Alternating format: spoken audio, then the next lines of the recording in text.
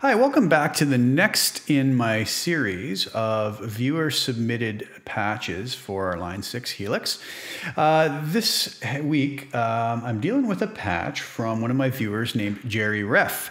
Jerry contacted me with a patch that he had created that he was hoping to have maybe tweaked a little bit. I think he had mentioned he was pretty happy with it overall. He also mentioned that from other things he'd seen me dial in, that he felt that him and I both had similar tastes in patches and sounds.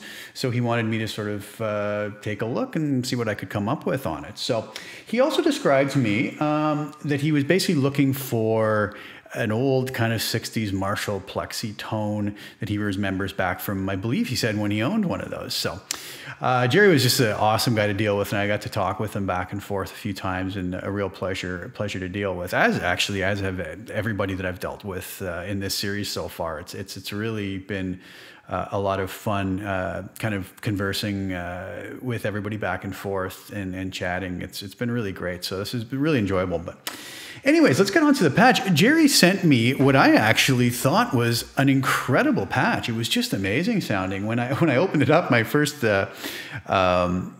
inclination was that I don't really know what I'm going to change here. It took me a couple minutes of playing with it to kind of realize that, oh, there's a couple things I would do if it was my patch. And again, let me just give the disclaimer. I by no means think that what I dial in here is somehow the only way to do these things or the best way. It's just, you know, somebody's asked for me to take a look. I'll take a look, and all I can do is dial it in the way that it would suit my needs. And I hope that that's going to suit the viewer's needs that sent it in. So in this case, in the end, Jerry did tell me that he felt it improved it considerably, and he was happy with it. So that was awesome. I'm always happy when I hear that.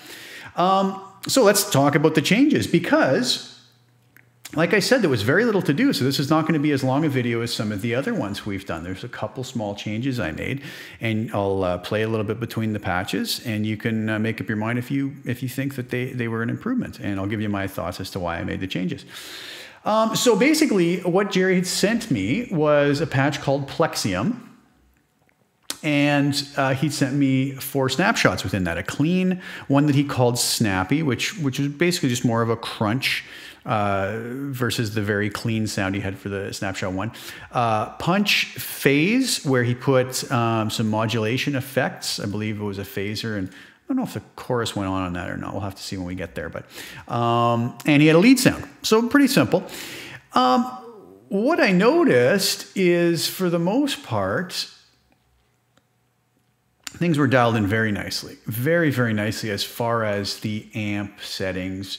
If you look through his settings here, he started off with a drive of 1.4, and you can tell which parameters are going to change simply by the ones that are highlighted in white that are set up to change on snapshots, right? So he has the master set to change, the presence, I believe, set to change, and the drive. So on the clean, he had the drive at 1.4. When you move to the snappy, that jumps up to 3. The presence drops down to 5.9. Punch phase jumps up to 4.7. And then on his lead, an overdrive pedal gets engaged, right? He was using the Scream 808. And the drive on the Plexi Bright, mind you, is what he was using for his amp, goes up to 6.6.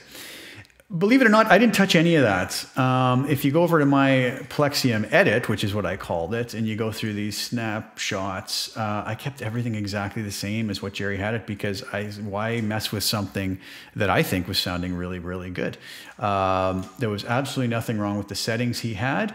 So I figured, why not just stick with those?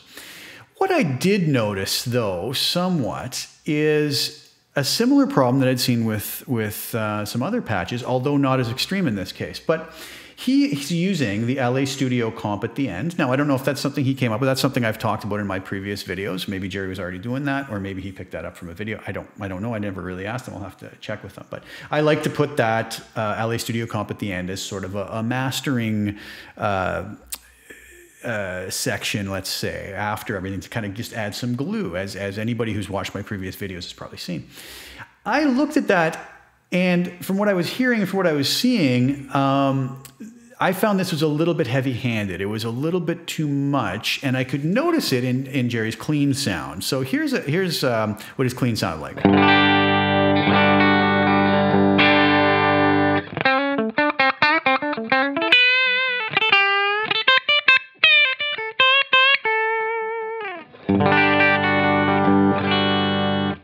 Now you can hear it is quite compressed. Now there's nothing wrong with what you're hearing there. It really isn't, and it really does come down to personal preference. For my preference, that is a little bit too squashed and isn't allowing a lot of the dynamics through.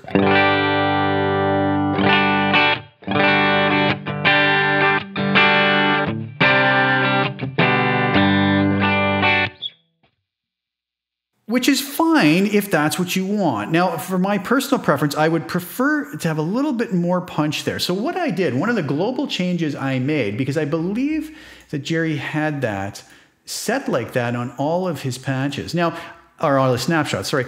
I wouldn't mind that so much on the clean. The clean would probably be okay with that setting. It almost, has a country-ish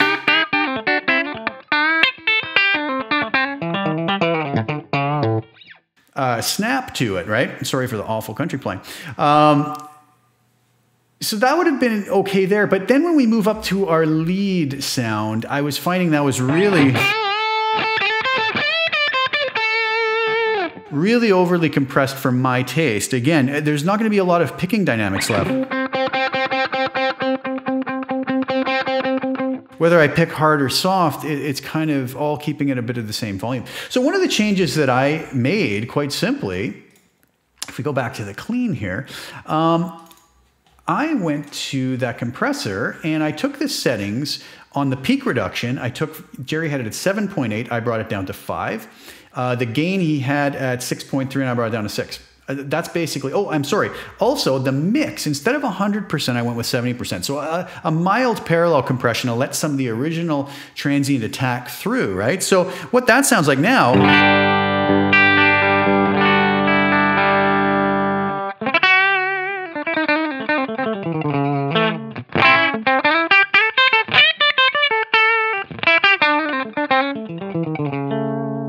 So it still has that bite to it now,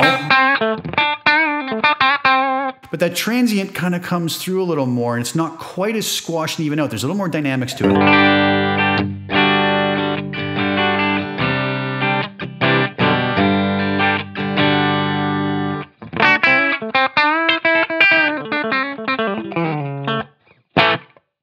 So it still has the compression. You can still get a nice snap, but it just kind of sits a little bit better with me. And I think it's going to probably cut a little better like that as well. So that was applied, that same setting was applied to all of his other patches as well. So the lead now would sound.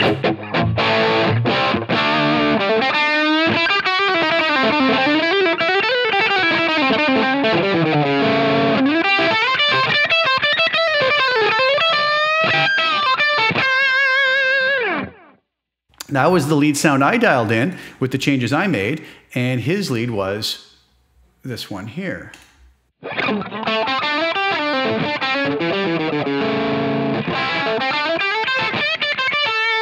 So you'll hear again, it's just a little more squashed. I'm sorry, that's back to the clean. A little more squashed. See if I can foot switch between these so you can hear them back and forth. So here's Jerry's sound. Do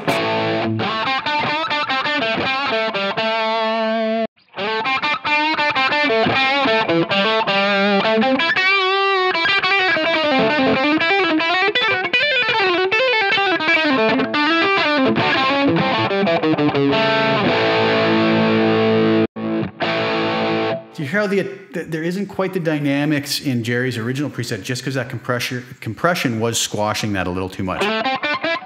You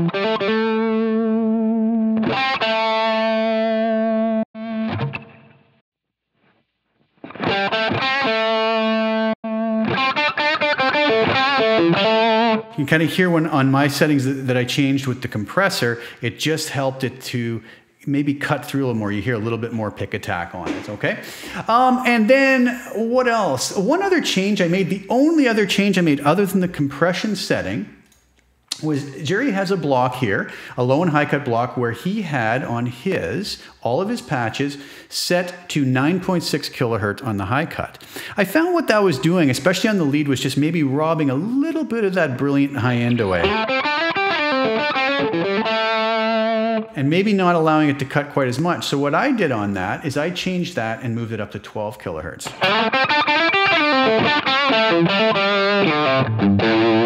After all, this is kind of a Marshall tone he was going after, and we want a little bit of that cut in there.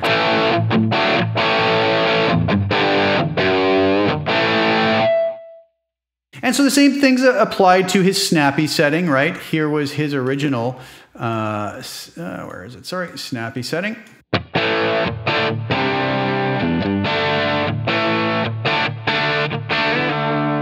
Again, you hear the compression working pretty hard there. On what I did with it,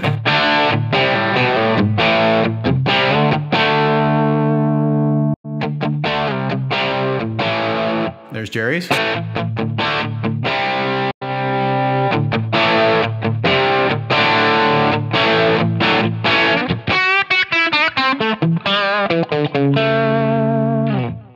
And there's mine again, a little bit more pick attack coming through, a little bit more brilliance, right? And it just kind of, basically all I did with this was just add a bit of polish to it. And I think it really, what Jerry sent me was totally usable, totally wonderful patch. It was a very easy one to work with, but those little couple changes is all I had to, make to get it to a point that I was happy. And I think in the end, like I said, Jerry got back to me and he seemed to be pretty happy with it as well, which again, makes me very happy that I can maybe point somebody in the right direction. One thing I noticed too, you know, and this is something we all have to be careful of, everybody, nobody's immune to it, is the ear fatigue thing, right? And I noticed with the last one, with Billy's that I had done, he mentioned that too, as far as the gain thing goes. He says, you know, I was just working on it too long. What ends up happening is you start to lose perspective on it. I'm in the middle of mixing a record right now. It's the same thing. If I spend too many hours in front of the studio monitors mixing, your ears, you just start to not even realize what you're hearing anymore. You know, so one good thing is to take breaks regularly, even, you know, give it a day off, come back and then gain some perspective on the sound sometimes. And that's all it takes, right? We just lose perspective because we're maybe dialing in and tweaking too long. And sometimes just a break for our ears is the best thing we can do. And absolutely everybody is definitely susceptible to that. Nobody's immune from that. So it's something to keep in mind. That's a really good tip. And that has nothing to do with how experienced you are or how inexperienced you are. It's just our ears do get tired of hearing the same thing and we lose perspective on it. So anyways, thanks so much, Jerry, for giving me the opportunity. That was a really fun one. And I really love the patch. I played through it for a while after just because it was fun. And I'm really glad that he liked the changes. So stay tuned, guys. I'm gonna have more of these coming up. I have 2 or 3 more ready to go, actually. And it's been a great response, and I'm really happy that everybody is enjoying what I'm doing on them. So please like the video and subscribe if you haven't already. Share it if you can. Like I said, that'll help me to kind of keep going with these. And I really appreciate all the support and the kind words. And we'll see you next time.